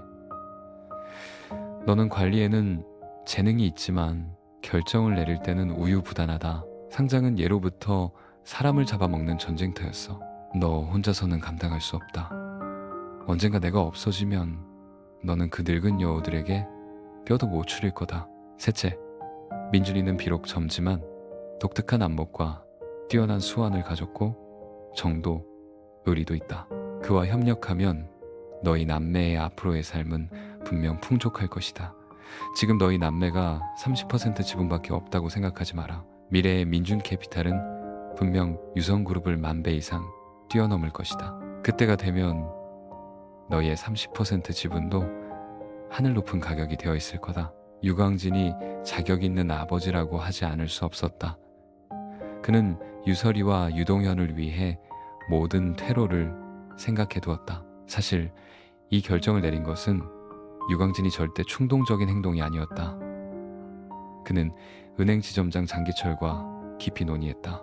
강민준이 주식시장에서 비바람을 일으킬 수 있다는 것을 알고 그는 놀라서 그를 신인칭으로 여겼다. 유광진의 생각에 강민준 같은 사람은 분명히 하늘로 날아오를 것이고 천군만마도 막을 수 없을 것이다. 그리고 그들 유씨 집안이 강민준이라는 고속열차에 함께 타려면 미리 계획하고 빨리 차에 올라타야 하며 동시에 최대한의 성의를 보여야 했다. 그렇지 않으면 나중에 차에 타고 싶어도 어려울 것이었다. 말을 마친 유광진은 다시 강민준을 보며 말했다. 민준아, 사실 이 점에서는 내가 너를 계산한 것이다. 당연히 이것은 또한 너의 뛰어남이 내가 계산할 가치가 있다는 것을 정확히 보여준다. 네가 민준캐피탈을 받아들이기만 하면 너는 번거로운 회사 등록 절차를 피할 수 있고 나중에 모든 투자 측면에서 훨씬 편리해질 것이다. 비록 내가 8조 원 가치의 유성그룹을 성의로 삼아 설이남매의 30% 지분과 바꿨지만 나중에는 분명 그들이 큰 이득을 볼 것이다. 하지만 아버지로서 약간의 사심이 없을 수 없으니 네가 동의해 주길 바란다. 혹은 네가 그들의 지분을 좀 줄이고 싶다면 그것도 괜찮다. 유광진은 말을 마치고 간절하게 강민준을 쳐다보았다. 그 눈빛에는 기대감이 서려 있었다. 유 아저씨, 저 같은 애송이가 무슨 재주와 덕이 있어서 아저씨의 신임을 이리도 받을 수 있겠습니까? 유광진의 기대에 찬 눈빛을 본 강민주는 쓴웃음을 지으며 말했다. 하지만 유 아저씨, 이 일은 제가 정말로 동의할 수 없습니다. 저를 더 이상 난처하게 하지 마세요. 이 말이 떨어지자 유광진과 유설이의 눈이 휘둥그레졌고 얼굴에는 믿을 수 없다는 표정이 가득했다. 알아야 할 것은 유성그룹은 어쨌든 80조 원의 가치가 있었고 이것은 거의 거저주는 것이나 다름없었다. 강민준이 유성그룹의 70% 지분을 보유하기만 하면 그룹 내에서 강민준은 절대적인 발언권을 가질 수 있었다. 이것은 실로 하늘에서 떨어진 떡이었고 그렇게 뻔뻔하게 눈앞에 펼쳐져 있었는데 강민준은 전혀 동요하지 않았다. 이것은 그들의 상상을 완전히 초월했다. 유광진과 유설이가 여전히 그 자리에 서서 충격의 말을 잇지 못할 때 강민준은 목을 가다듬고 설명을 시작했다. 유 선생님께서 말씀하셨듯이 유성그룹은 아저씨께서 힘들게 벽돌 하나하나 직접 쌓아 올리신 것입니다. 제가 그 과실을 따는 것은 정말 부도덕한 일입니다. 게다가 유성그룹은 실업의 길을 걷고 있습니다. 만약 제가 인수하면 그것은 금융투자의 길로 끌고 가는 것과 다름없습니다. 이것은 그룹의 장기적인 발전에 이롭지 않습니다. 강민주는 잠시 말을 멈추고 눈빛이 깊어졌다. 마치 미래를 꿰뚫어 보는 듯 계속해서 말했다. 유 아저씨, 만약 저를 믿으신다면 제 조언 한마디 들어주세요. 지금 인터넷, 증권, 금융 같은 허황된 것들이 돈을 빨리 번다고 해서 모두가 빨리 돈 벌러 몰려가고 대충 해도 돈을 벌 수 있다고 생각하지 마세요. 하지만 이것은 일시적인 활기일 뿐 거품과 같습니다. 보기에는 예쁘지만 찌르면 터져버립니다. 강민준이 말한 것은 사실이었다. 현재 2014년 많은 기업가들이 방황하기 시작했다.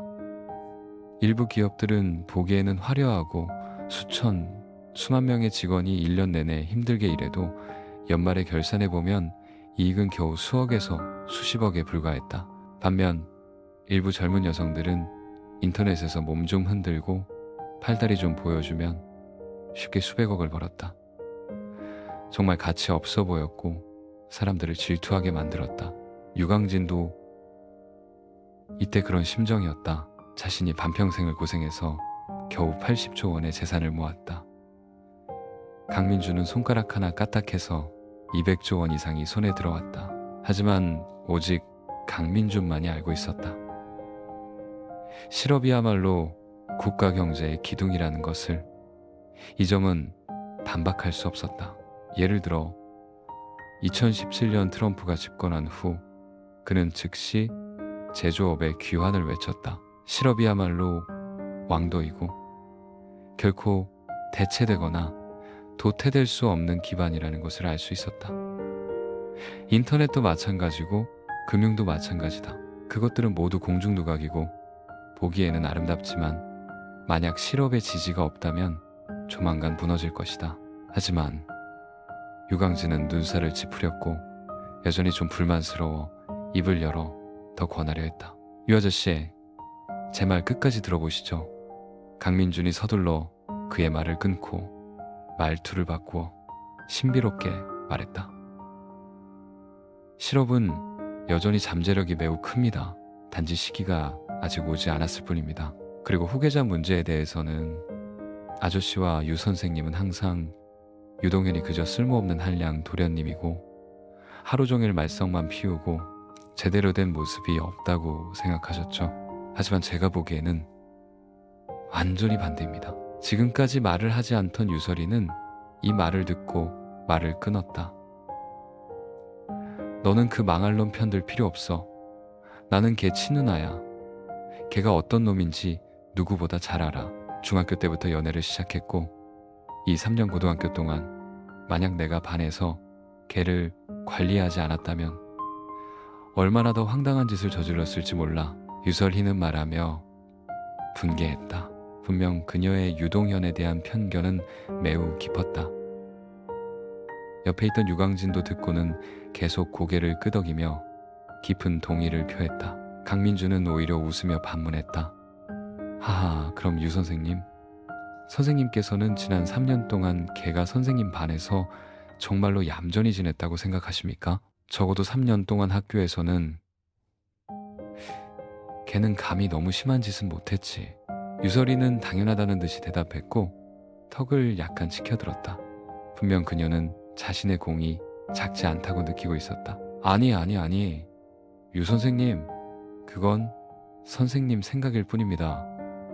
유동현, 걔는 얌전한 놈이 아니에요. 선생님의 엄격한 관리 아래서도 예를 들어 교문을 걔는 제 집 드나들듯이 드나들었어요. 그럴 리가. 유설이는 생각할 겨를도 없이 바로 부인했다. 안 될 게 뭐 있어요? 수능 며칠 전에 걔가 저를 데리고 나가서 KFC 한 끼 사줬어요. 맛있더라고요. 신기하지 않아요? 강민준이 눈썹을 치켜올리며 재미있다는 듯 물었다. 유설이는 듣고 나서 눈이 즉시 동그랗게 커졌고 얼굴에는 믿을 수 없다는 표정이 가득했다. 게다가 학교는 학생들의 핸드폰 소지를 매우 엄격하게 관리해서 등교할 때마다 경비 아저씨가 가방을 뒤져서 검사하는데 유동현은 매일 핸드폰을 순조롭게 학교에 가져올 수 있었어요. 강민준이 계속해서 폭로했다. 유설이는 그 자리에 멍하니 굳어버렸다. 만약 유동현이 이때 여기 있었다면 아마 강민준과 죽기 살기로 싸웠을 것이다. 봐요. 내 눈 밑에서도 걔가. 유설이가 분해서 말했다. 아니요. 두 분의 그에 대한 고정관념이 두 분의 그에 대한 이해를 가린 겁니다. 강민준이 유설이의 말을 끊었다. 아마 두 분은 유동현의 이런 행동이 불순하고 한량 도련님의 행태라고 생각하실 겁니다. 하지만 두 분, 한번 다른 각도에서 생각해 보세요. 강민준은 말투를 바꾸어 유창하게 큰 도리를 설파하기 시작했다. 기업가로서, 특히 자격 있는 실업가로서는 너무 정직해서도 안 되고 낡은 규율에 얽매여서도 안 됩니다. 절망적인 상황 속에서 피해 길을 열고 다른 사람들이 불가능하다고 여기는 것을 가능하게 만들 수 있는 그런 사람이 필요합니다. 그가 교제 능력이 있고 모든 계층의 관계를 원만하게 처리할 수 있다면 그는 바로 사장이 될 제목입니다. 강민준의 이 한바탕 말에 유광진과 유설이는 할 말을 잃었고 둘 다 깊은 생각에 잠겼다. 이때 그들은 문득 자신들이 정말로 유동현을 간과했을지도 모른다는 것을 깨달았다. 그리고 현재 저는 이미 유성그룹의 지분이 있으니 저는 그룹의 일원입니다. 나중에 저는 분명 그룹의 일을 모른 척하지 않을 겁니다. 강민준이 가슴을 치며 장담했다. 저와 유동현은 좋은 형제입니다. 나중에 그가 실업을 책임지고 제가 금융을 책임지고 우리가 서로 돕는 것, 그것이야말로 장기적인 계획이죠. 강민준은 자신에 대한 명확한 인식이 있었다. 관리와 경영 면에서 강민준은 정말로 재능이 없었다. 그의 유일한 우위는 머릿속에 앞으로 10년의 추세가 담겨 있다는 것이다. 이것에 의지하여 그는 금융 분야에서 물 만난 고기처럼 활약할 수 있었지만 만약 실업을 한다면 그는 완전히 문외한이었다. 강민준의 이 말들에 유광진은 침묵했다. 거의 10분 동안 그의 눈썹은 쥐를 잡을 수 있을 정도로 찡그려져 있었다. 마침내 그는 이를 악물고 고개를 들어 말했다. 좋아, 네가 그렇게 말했으니 이 일은 더 이상 언급하지 않겠다. 오늘 밤 우리는 그냥 술이나 마시고 아무 생각도 하지 말자. 그리고 유광진의 마음속으로 무슨 생각을 하고 있는지는 그 자신만이 알 것이다. 하지만 유광진의 이 갑작스러운 열정에 강민준도 거절하기 어려웠고 즉시 유광진과 잔을 부딪혔다. 강민준의 이생의 몸은 아직 술의 세례를 겪어본 적이 없었다. 몇 잔 술이 들어가자 그는 머리가 어지러지하기 시작했다. 유설이를 보니 평소 그녀는 술 한 방울도 입에 대지 않았다. 오늘은 강민준의 말에 충격을 받았는지 아니면 유동현에 대한 죄책감이 몇 번 더 생겼는지 아버지의 열정에 그녀도 무의식적으로 적지 않게 마셨다. 얼마 지나지 않아 두 사람은 이미 눈이 풀려 있었다. 유강진도 원래는 어지러지한 상태였지만 강민준과 딸 유설이가 모두 취해서 눈꺼풀도 들지 못할 지경이 된 것을 보자 그의 눈빛은 즉시 맑아졌다. 딸아, 아빠는 평생 사람을 잘못 본 적이 없다. 비록 이 녀석이 너보다 나이가 많이 어리지만 그는 정말로 아빠가 가장 마음에 들어하는 사윗감이다. 이 기회를 잡을 수 있는지 없는지는 너에게 달렸다. 강민준, 나는 너를 형제로 여겼는데 네가 감히 내 매형이 되려고 해. 이른 아침 유씨 집안 별장에서 유동현은 평생 가장 큰 분노의 고함을 질렀다. 이때 유동현은 강민준을 죽이고 싶었다. 수능이 끝난 후 억압되었던 유동현은 며칠 동안 밖에서 놀았다. 오늘 아침 어젯밤의 숙취가 아직 완전히 깨지 않은 채 그는 비틀거리며 집으로 돌아왔다. 문을 열자마자 그는 평생 가장 황당한 광경을 보았다. 그의 집 거실 바닥에 옷이 흐트러진 두 사람이 껴안고 깊이 잠들어 있었다. 두 사람은 거의 얼굴을 마주하고 있었고 몸은 꽈배기처럼 얽혀 있었다. 그리고 이 두 사람은 다름 아닌 유동현이 가장 존경하는 누나 유설이와 그의 가장 친한 동생 강민준이었다. 유동현의 고함에 강민준과 유설이는 비틀거리며 잠에서 깼다. 곧이어 강민준과 유설이는 모두 놀라 소리를 질렀고 두 사람은 감전이라도 된 듯 가장 빠른 속도로 서로에게서 떨어졌다. 강민준과 유설이가 아직 상황 파악을 못하고 있을 때 유동현의 눈은 붉게 충혈되었다. 강민준, 내가 널 죽여버리겠어. 유동현은 주위를 둘러보았고 손에 잡히는 것이 없자 그는 갑자기 몸을 돌려 부엌으로 달려갔다. 다음 순간 유동현은 번쩍이는 식칼을 들고 쫓아나왔다. 유동현, 너 좀 진정해. 일이 네가 생각하는 것 같지 않아. 강민준은 즉시 당황했다. 꿈속에서 비참한 10년을 겪은 후 강민준은 깨어난 후 거의 당황한 적이 없었다. 하지만 이 순간 유동현의 사람을 잡아먹을 듯한 표정과 손에 든 식칼을 마주하자 강민준조차 태산이 무너져도 눈 하나 깜짝하지 않을 평정을 유지할 수 없었다. 강민준은 피하면서 소파를 빙빙 돌며 유동현에게 진정하라고 소리쳤다. 뭐? 둘 다 얼굴 마주하고 둘 다 같이 누워 있었는데 내가 생각하는 게 아니면 뭔데? 유동현은 식칼을 들고 눈이 붉게 충혈되었다. 강민준을 쫓으며 배짱 있으면 도망가지 마.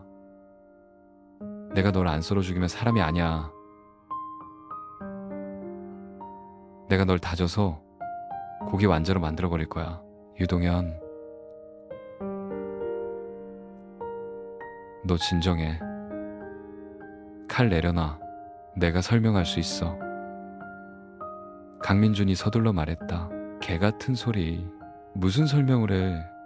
아쉽게도 그의 뚱뚱한 몸과 평소 운동 부족으로 식칼을 들고도 전혀 강민준을 따라잡을 수 없었다.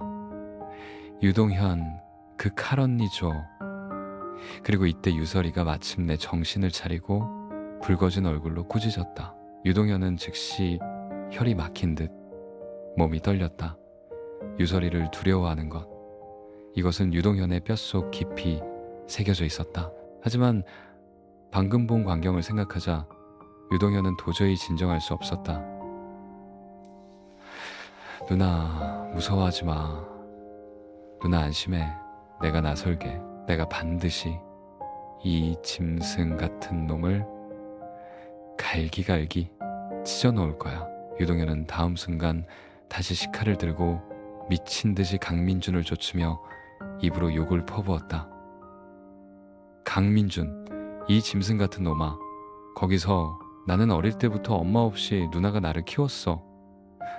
나는 너를 형제로 여겼는데 네가 감히 우리 집에 와서 우리 누나를 괴롭혀? 오늘 옥황상제가 와도 내가 널 다져서 고기 반죽으로 만들어버릴 거야.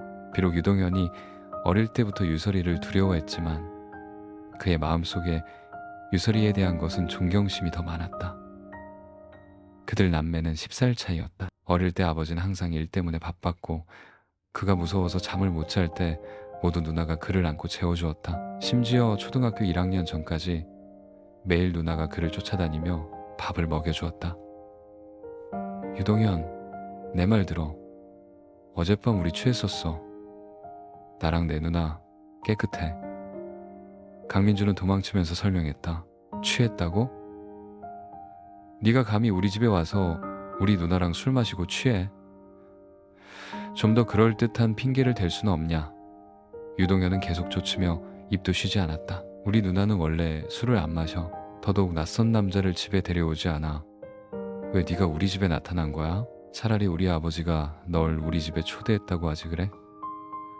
우리 아버지가 너희 둘을 취하게 했다고 내가 말해주지. 오늘 하늘에 대고 말해도 내가 네 그 물건을 잘라서 걔한테 먹여버릴 거야. 유동현도 화가 머리끝까지 났다. 말할수록 더 화가 나서 그는 소파 위로 바로 뛰어올라 강민준을 향해 마구 칼을 휘둘렀다. 강민준은 더 이상 피할 곳이 없었고 유설이 뒤로 숨을 수밖에 없었다. 마치 매가 병아리를 잡듯 유설이를 방패 삼아 말하며 정말로 네 아버지가 나를 초대한 거라고. 유동현, 너 정말 진정해야 해. 한 걸음 잘못 디디면 천추의 한이 된다고. 강민주는 울고 싶어도 눈물이 나지 않았다. 사실이 바로 그런데 어디 가서 하소연할 데가 없었다. 됐어. 유동현, 그 칼 언니죠. 유설이는 이때 부끄럽기도 하고 화가 나기도 했다. 그녀의 이 고함 소리가 울려 퍼졌다. 유동현은 완전히 멈춰섰다. 누나, 네가 아직도 나를 네 누나로 인정한다면 그 칼 언니죠. 유설이는 흐트러진 옷을 정돈하며 차가운 얼굴로 말했다. 유동현은 벌벌 떨었다. 화가 나서인지 두려워서인지 몰랐지만 그는 여전히 순순히 칼을 유설이에게 건넸다. 정말로 아버지가 그를 초대한 거야. 어젯밤 아빠랑 우리 둘 다 술을 마셨고 정말로 너무 많이 마셨어. 유설이는 칼을 들고 이때야 마음이 좀 놓였다. 하지만 그녀는 여전히 머리가 좀 아팠다. 숙취는 결코 기분 좋은 것이 아니었다. 정말 아빠라고? 그럼 아빠는 어디 갔어? 그 늙은이가 어디 가서 죽었지? 그 늙은이가 감히 늑대를 집으로 끌어들여. 유동현은 누나 유설이에게는 감히 화를 내지 못하고 모든 분노를 아버지에게 돌릴 수밖에 없었다. 입 닥쳐. 유설이가 유동현을 흘겨보았다. 하지만 그녀도 궁금했다. 아빠는 어디 갔지? 어젯밤 만약 자기 집이 아니었고 게다가 아버지가 그 자리에 있지 않았다면 그녀가 어떻게 감히 술을 마셨겠는가? 더더욱 많이 마시지 않았을 것이다. 유설이는 차가운 얼굴로 아버지에게 전화를 걸었다. 아빠, 어디 계세요? 만약 친딸이 아니었다면 유설이는 심지어 아버지가 고의로 그런 것은 아닌지 의심했을 것이다. 아빠 회사에 있지. 지금 임시 집안 땅 인수 기자 회견 준비 중이야. 무슨 일이야? 유광진이 궁금해하며 물었다. 어젯밤. 유설이는 약간 말하기 어려웠다. 어젯밤은 어떻게 됐어요? 어젯밤 비서가 아빠한테 전화해서 임성그룹 땅 인수계약서에 수정할 부분이 좀 있다고 하더구나. 아빠가 먼저 가면서 너희 둘한테 술 그만 마시라고 당부했지. 아, 맞다. 민준이는 괜찮니? 그 아이 어젯밤 술 많이 마셨는데. 유광진이 걱정하며 물었다. 하지만 유설이는 차가운 얼굴로 전화를 끊었다. 세상에 이런 아버지가 어디 있나. 딸이 취한 것을 뻔히 알면서 집에 낯선 취한 남자가 있는데 그는 그렇게 안심하고 가버렸다. 더 화가 나는 것은 그가 이때 가장 먼저 걱정하는 것이 자기 딸이 아니라 강민준이 어떤지였다. 유설이는 몰랐다. 전화기 저편에서 통화 종료음을 들은 유광진이 만족스러운 미소를 짓는 것을 참지 못했다는 것을 그 늙은이가 뭐라고 해. 유설이가 전화를 끊는 것을 본 유동현이 즉시 다그쳐 물었다. 아무것도 아니야. 너희 둘 나가. 누나. 유설이가 차가운 얼굴로 꾸짖었다. 알았어 누나 화내지 마. 유동현은 감히 반항하지 못하고 서둘러 동의했다. 그 후 다시 강민준을 보며 가자. 우리 둘 나가서 제대로 얘기 좀 하자. 너 또 오냐? 내가 고의가 아니라고 했잖아. 그리고 나 갈 수 없어. 강민준이 서둘렀다. 이득 보고 나서 안 가려고? 나와. 강민준은 무력하게 유설이를 쳐다보며 컴퓨터를 가리켰다. 누나, 저 정말 못 가요. 우리 아직. 유설이는 즉시 정신을 차렸다. 강민준은 아직 컴퓨터를 사용해서 임시 집안의 주가를 끌어올려야 했다. 쟤는 내 누나야. 네가 함부로 부를 이름이 아니라고. 유동현이 강민준에게 으르렁거렸다. 그리고 이때 급하게 위층으로 올라가던 유설이는 한마디 남겼다. 그럼 가지마. 유동현, 쟤 우리 집 컴퓨터 쓰게 해. 비록 유설이는 차가운 얼굴이었지만 사실 그녀의 마음속은 매우 당황스러웠다. 거의 황급히 자기 방으로 도망쳤다. 비록 유설이가 어젯밤 너무 많이 마셨지만 그녀는 어젯밤의 몇몇 세부 사항에 대해 어렴풋한 인상이 남아있었다. 당연히 인상은 제한적이었다. 그래서 자기 방으로 돌아온 후 유설이가 가장 먼저 한 일은 자신이 안전한지 확인하는 것이었다. 마침내 그녀는 서둘러 핸드폰을 꺼내 거실 카메라를 열었다. 이 카메라는 그녀의 핸드폰으로만 열 수 있었다. 처음에 이 카메라를 설치한 목적은 유동현을 감시하기 위함이었다. 하지만 카메라 영상을 다시 본 후 유설이는 갑자기 그 자리에서 사회적으로 죽고 싶은 기분을 느꼈다.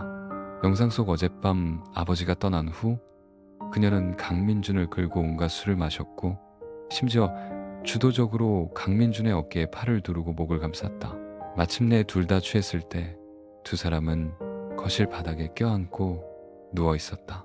강민준은 그나마 나았지만 그녀는 8발 문어가 되어 주도적으로 강민준을 휘감고 입으로는 중얼거렸다.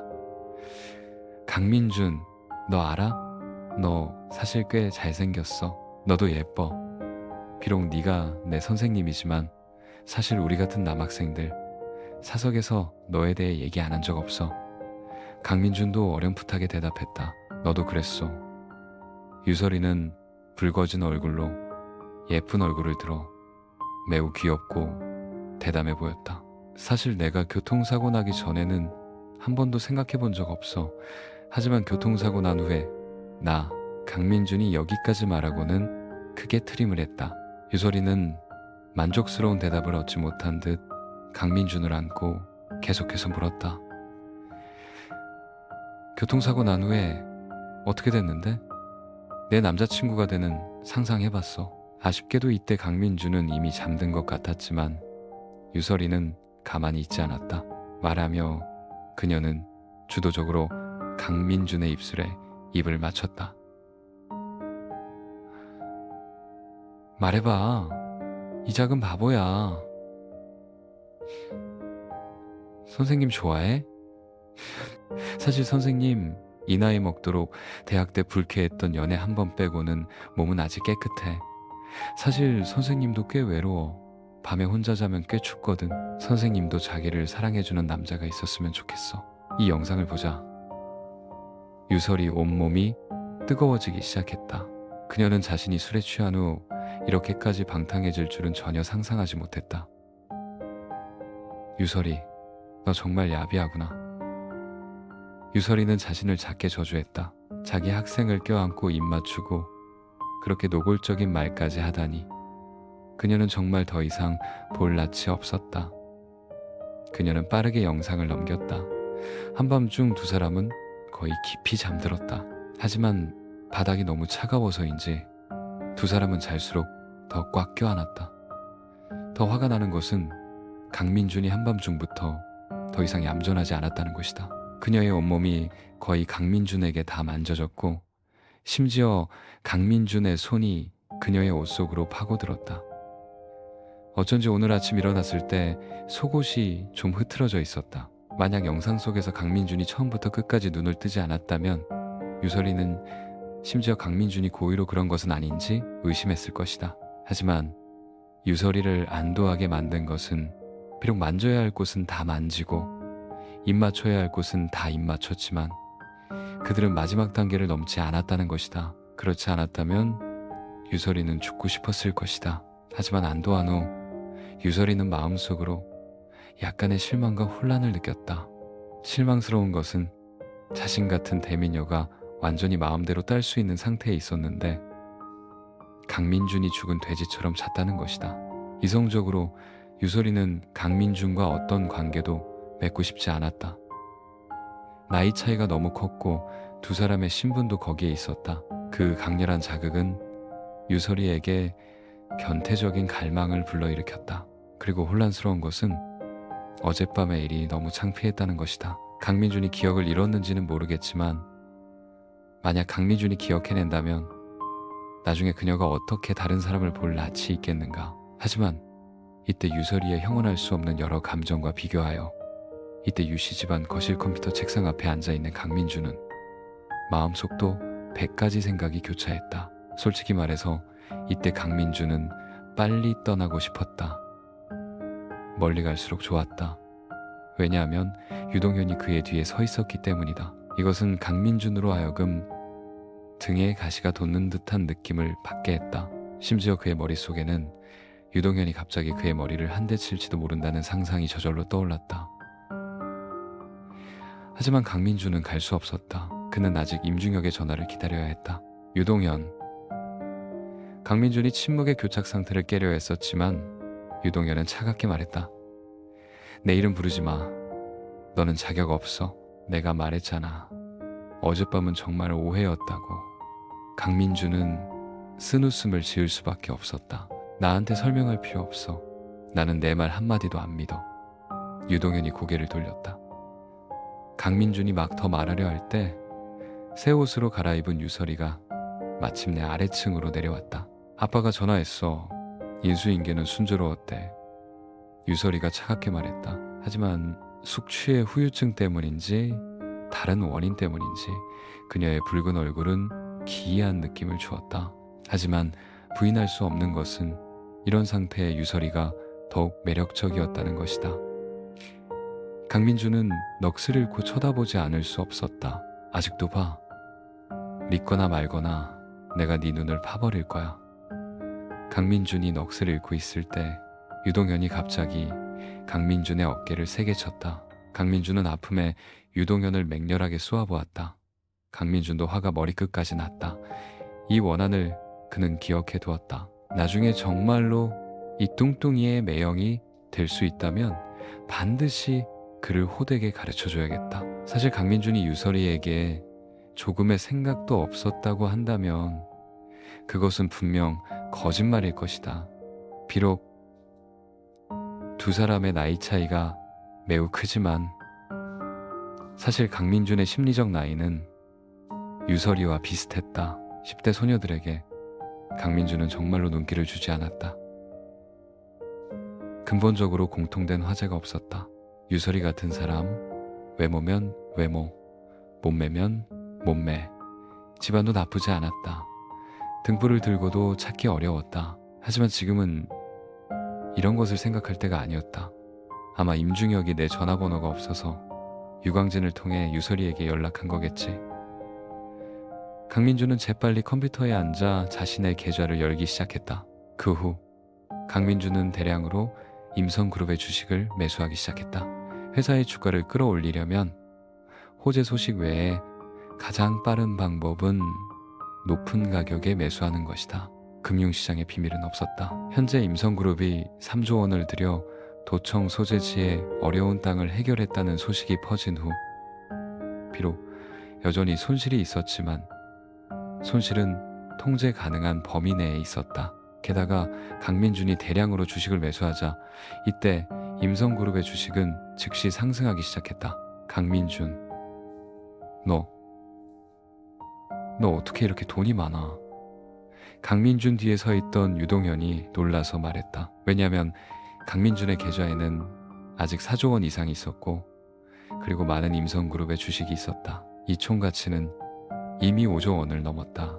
만약 유동현이 강민준이 이 주식 계좌 외에 은행카드에 200조 원 이상이 있다는 것을 알았다면 그가 어떤 표정을 지을지 모른다.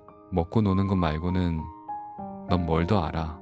유설이가 천천히 다가와 불쾌하게 유동현을 흘려보고는 강민준을 대신하여 설명하며 며칠 동안 일어난 일들을 거의 전부 유동현에게 이야기했다. 강민준이 원유 투기로 200조 원 이상을 벌었고 자신의 유성그룹에 20조 원 이상을 주어 자금줄 문제를 해결했으며 동시에 임성그룹에 큰 타격을 주었다. 유동현은 듣고 나서 멍해졌다. 그는 강민준을 외계인 보듯 쳐다보았다. 한참 후에 그는 침을 삼키더니 유설이를 완전히 미치게 만드는 한마디를 내뱉었다. 젠장, 민준아, 아니 매형, 저를 매제로 삼아주세요. 유동현, 너 무슨 헛소리야. 유설이는 유동현의 말에 거의 마비될 지경이었다. 방금 전에는 식칼을 들고 강민준을 다져서 고기 반죽으로 만들겠다고 하더니 강민준이 수십조 원의 자산을 가졌다는 것을 알자 그 자리에서 무릎 꿇고 매제가 되겠다고 간청하다니. 세상에 이런 동생이 어딨나. 강민준조차도 만 번을 생각해도 이 뚱뚱이가 이렇게 뻔뻔할 줄은 몰랐다. 누나, 차라리 매형 따라가. 매형은 정말 신급 인물이야. 절대 손해 안 볼 거야. 유동현이 서둘러 강민준 뒤로 숨으며 말했다. 아까 강민준이 유설이 뒤에 숨어 그에게 썰릴까봐 두려워했던 광경과 똑같았다. 네가 또 함부로 말하면 내가 네 입을 찢어버릴 거야. 나는 개 선생님이야. 유설이는 분노에 눈가가 찢어질 지경이었다. 이런 불경스러운 말을 어떻게 대놓고 할 수 있단 말인가? 누나, 시대가 어느 땐데 사제간의 사랑 흔하잖아. 유동현이 당연하다는 듯이 말했다. 사랑은 종족을 초월할 수 없는 것 말고는 다른 건 다 받아들일 수 있어. 나는 못 받아들여. 다음 이야기는 몽상서책에 업데이트할 예정입니다. 들어주셔서 감사합니다.